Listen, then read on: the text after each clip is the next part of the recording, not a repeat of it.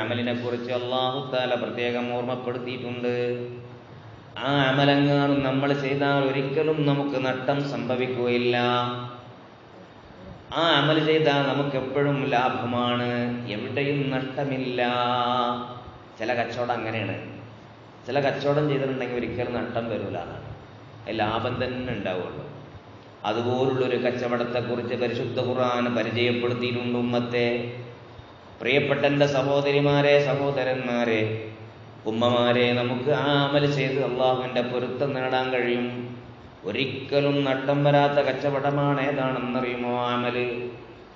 ഏതാണെന്നറിയുമോ അമല്? അല്ലാഹു തആല പഠിപ്പിച്ചില്ലേ, ഇന്നല്ലദീന യത്ലൂന കിതാബല്ലാഹ്, യത്ലൂന കിതാബല്ലാഹ്, തീർച്ചയായും അല്ലാഹുവിൻ്റെ കലാമ് കിതാബ് പാരായണം ചെയ്യുന്നവർ, അള്ളാഹുവിൻ്റെ കലാമ് കയ്യിലെടുത്ത് ബഹുമതിയോടുകൂടെ ബഹുമാനത്തോടുകൂടെ പാരായണം ചെയ്യുന്നവർ, വഖാമുസ്സലാഹ്, അതോടൊപ്പം നിസ്കാരം കൃത്യമായി നിർവഹിക്കുന്നവർ, വഅൻഫഖൂ മിമ്മാ റസഖ്നാഹും സിർറൻ വഅലാനിയാ, നമ്മൾ അവർക്ക് നൽകിയതിൽ നിന്ന് പരസ്യമായും രഹസ്യമായും ചെലവ് ചെയ്യുന്നവർ, യർജൂന തിജാറതൻ ലൻ തബൂർ, ഒരിക്കലും നഷ്ടം വരാത്ത കച്ചവടം ചെയ്യുന്നവരാകുന്നു. അല്ലാഹു തആല അനുഗ്രഹിക്കുമാറാകട്ടെ. ഒരിക്കലും നഷ്ടം വരാത്ത കച്ചവടം ചെയ്യുന്ന ആളുകളെ കുറിച്ചാണ് പടച്ചോൻ ഈ പറഞ്ഞത്. എന്താ പണി? എന്താ പണി? ഇപ്പിലിട്ട മാങ്ങ വെക്കണതിനെ പറ്റി എന്താ പറഞ്ഞത്?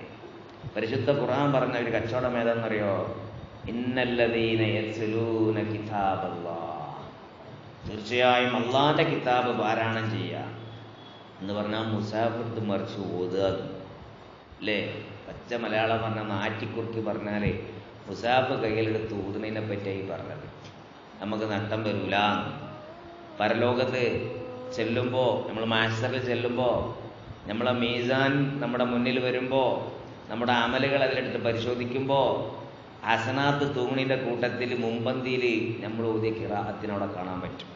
അല്ലാഹു തആല തൗഫീഖ് ചെയ്യട്ടെ. നമ്മൾ ഓതിയ ഖിറാഅത്തില്ലേ, ആ ഖിറാഅത്ത് നമ്മുടെ തുലാസിലുണ്ടാവും. അത് നല്ല കട്ടിയും കനമുള്ള സാധനമാണ്. ഒരിക്കലും നഷ്ടം വരാൻ കഴിയില്ല, ഒരിക്കലും നഷ്ടം വരാൻ സാധ്യതയില്ലാത്ത അമലായി അല്ലാഹു തആല പരിശുദ്ധ ഖുർആനിൽ പരിചയപ്പെടുത്തി. ഇന്നല്ലദീന യത്ലൂന കിതാബല്ലാഹ്, നമ്മളൊക്കെ ഖുർആൻ ഓതിയവരാണ്. പരിശുദ്ധ റമളാനിൻ്റെ ഒന്നാമത്തെ രാവിലെ പരിശുദ്ധ ഖുർആൻ, പരിശുദ്ധ റമളാൻ ഷരീഫിൻ്റെ ഒന്നാമത്തെ പകലിൽ എല്ലാവരും വളരെ ആദരവോടുകൂടെ പരിശുദ്ധ ഖുർആൻ കയ്യിലെടുത്തു. പരിശുദ്ധ ഖുർആൻ കയ്യിലെടുത്തിട്ട് ഒന്നാമത്തെ ജുസ് ഓതി. രണ്ടാമത്തെ ദിവസം പരിശുദ്ധ റമളാൻ രണ്ടാമത്തെ ദിവസം രണ്ടാമത്തെ ജുസ് ഓതി. മൂന്നാമത്തെ ദിവസം മൂന്നാമത്തെ ജുസ് ഓതി. സൗകര്യമുള്ള ആളുകൾ ഒന്നാമത്തെ ദിവസം 2 ജുസ് ഓതി. വേറെ ചില ആളുകൾ സൗകര്യമുള്ളതുപോലെ ഒന്നാമത്തെ ദിവസം 3 ജുസ് ഓതി. ഇങ്ങനെയൊക്കെ ഖുർആനോട് നമ്മൾ വലിയ ബഹുമാനവും ആദരവും കാണിച്ചുകൊണ്ട് ഖുർആൻ ഓതി വരാം. ഖുർആൻ ഓതാത്ത ആളുകൾ വളരെ കുറവാണ്. വിശുദ്ധ റമളാൻ ഷരീഫ് വന്നാലെങ്കിലും ഖുർആൻ കയ്യിലെടുത്ത് ഖുർആൻ ഓതുന്ന ശീലമുള്ളവരാണ് നമ്മൾ. കാരണം നമ്മളെ ഉമ്മമാരും നമ്മളെ ഉപ്പമാരൊക്കെയാണ് ഇതിന് നമുക്കൊരു റൂട്ട് കാണിച്ചു തന്നിട്ടുള്ളത്. ശരിയായൊരു മാതൃക അവരാണ് നമുക്ക് കാണിച്ചു തന്നിട്ടുള്ളത്. അവരെന്ത് ചെയ്തു? പരിശുദ്ധ റമളാൻ ഷരീഫിൻ്റെ രാവും പകലും ഒക്കെ ഖുർആൻ ഓതി അവർ സമയം വിനിയോഗിച്ചു. അവർ ഖുർആൻ കൃത്യമായി പഠിച്ചവരായിരുന്നില്ല. ഇന്നത്തെ സംവിധാനങ്ങളും പഠിക്കാനുള്ള എല്ലാ മാർഗങ്ങളും അവരുടെ മുമ്പിൽ അന്നുണ്ടായിരുന്നില്ല. ഇന്ന് നമ്മളും നമ്മുടെ മക്കളൊക്കെ വലിയ ഭാഗ്യവാന്മാരാണ്. ഇന്ന് ഖുർആൻ അറിയില്ലെങ്കിൽ ഏതെങ്കിലും വിധേന ഖുർആൻ പഠിക്കാൻ നമുക്കിന്ന് കഴിയും. മൊബൈൽ നോക്കിയാൽ, സ്മാർട്ട് ഫോണൊന്ന് ഓൺ ചെയ്ത് കഴിഞ്ഞാൽ വാട്സപ്പിൽ വരുന്നു, ഫേസ്ബുക്കിൽ വരുന്നു, ഇൻസ്റ്റഗ്രാമിൽ വരുന്നു പരസ്യങ്ങൾ. ആ പരസ്യങ്ങളിലുള്ള ഉള്ളടക്കം എന്താണ്? പരസ്യങ്ങളുടെ ഉള്ളടക്കം, നിങ്ങൾക്ക് ഖുർആൻ ഓതാൻ അറിയില്ലേ എങ്കിൽ നിങ്ങൾ ഈ ചാനൽ ഫോളോ ചെയ്യൂ, എന്നാൽ നിങ്ങളെ നമ്മൾ ഖുർആൻ പഠിപ്പിച്ചു തരും. വാട്സപ്പിൽ വരുന്ന ലിങ്കുകൾ, ആ ലിങ്കുകളിലൂടെ കയറിയാൽ നമുക്ക് ഖുർആൻ പഠിക്കുന്ന വാട്സപ്പ് ഗ്രൂപ്പിൽ കയറാൻ കഴിയും. സുബ്ഹാനല്ലാഹ്, ഓൺലൈനായിട്ട് ഖുർആൻ പഠിപ്പിച്ചു കൊണ്ടിരിക്കുന്നു. ഓഫ്ലൈനായിട്ട് ഖുർആൻ പഠിക്കാനുള്ള അവസരങ്ങൾ നമ്മുടെ മുമ്പിലുണ്ട്.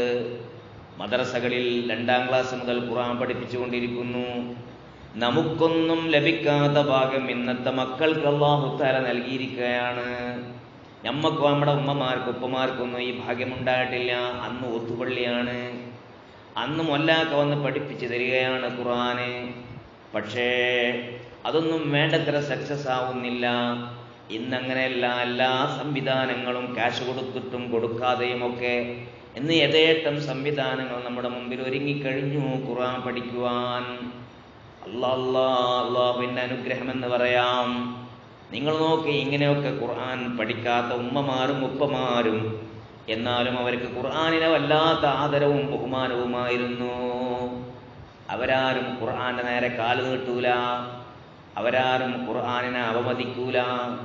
അവരെല്ലാവരും ഖുർആനെ നെഞ്ചിനോട് ചേർത്ത് പിടിച്ചു. ഖുർആൻ ഓതിക്കഴിഞ്ഞാൽ അവർക്ക് ഖുർആൻ വെക്കാൻ വേണ്ടി സ്പെഷ്യലായിട്ടൊരു കവറുണ്ടായിരിക്കും. എൻ്റെ ഉമ്മക്കൊക്കെ ഉണ്ടായിരുന്നു. ഖുർആൻ ഓതിക്കഴിഞ്ഞാൽ ഒരു പ്രത്യേക കവറ്, എന്നിട്ട് അതിലിട്ടിങ്ങാണ്ട് സാബ് കെട്ടി വെക്കല. എന്തിനാ? ഇതപ്പോൾ അതിൻ്റെ ആവശ്യം. ഇന്നിപ്പോൾ നമ്മൾ